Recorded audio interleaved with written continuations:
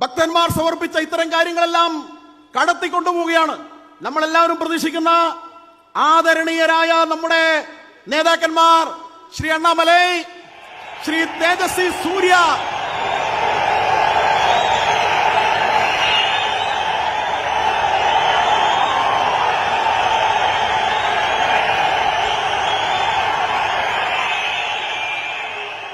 ഭാവി ഭാരതം കാത്തു നിൽക്കുന്ന ദക്ഷിണേന്ത്യയിലെ രണ്ട് ചക്രവാള സീമയിൽ ഉദിച്ചുയർന്ന രണ്ട് ധ്രുവ നക്ഷത്രങ്ങൾ ഒരുപോലെ ഒരേ സമയം ഇതാ ഈ വേദിയിൽ വന്നിരിക്കുകയാണ്.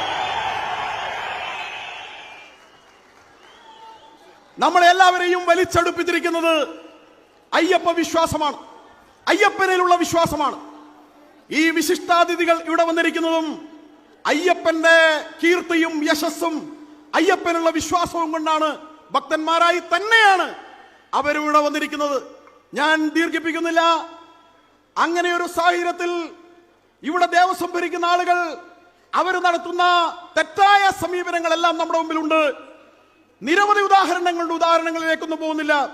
അങ്ങനെ തീവെട്ടിക്കൊള്ള നടക്കുന്ന, പിടിച്ചുപറി നടത്തുന്ന, അധികാരത്തിൽ വന്നു കഴിഞ്ഞാൽ ഭക്തന്മാർ സമർപ്പിച്ചിരുന്ന തുക കട്ടുകൊണ്ടുപോകുന്ന കോടതി കയ്യോടെ പിടികൂടിയിട്ടും ഉളുപ്പില്ലാതെ ഇപ്പോഴും കോടതിയെയും കുറ്റം പറഞ്ഞുകൊണ്ട് മേലെ നോക്കിയാൽ ഭയമാണ് എന്നാണ് ദേവസ്വം ബോർഡ് പ്രസിഡന്റ് പറയുന്നത്. ഒരു തീരുമാനവും എടുക്കാൻ വിടുന്നില്ലെന്നാണ്.